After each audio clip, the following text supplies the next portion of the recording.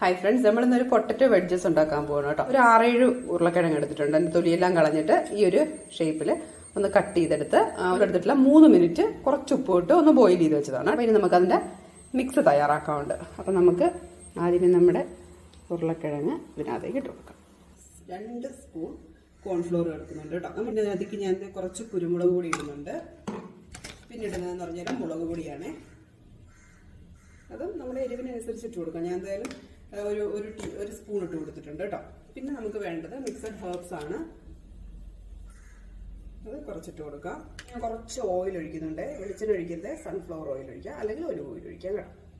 ആണെങ്കിൽ അത്യാവശ്യം നമ്മൾ ഉപ്പ് ഇട്ടിട്ടുണ്ടായിരുന്നു. എന്നാലും കുറച്ചും കൂടെ ഉപ്പ് നമുക്ക് ഇതിനകത്തേക്ക് ഇടാറുണ്ട്. കുറച്ചിട്ടാൽ മതി കേട്ടോ, ഒരുപാട് ഇടരുത്. ഇനി നമുക്കിതെല്ലാം കൂടെ നന്നായിട്ടൊന്ന് മിക്സ് ചെയ്തെടുക്കാം. നമ്മുടെ മിക്സിങ് കഴിഞ്ഞിട്ടുണ്ട് കേട്ടോ.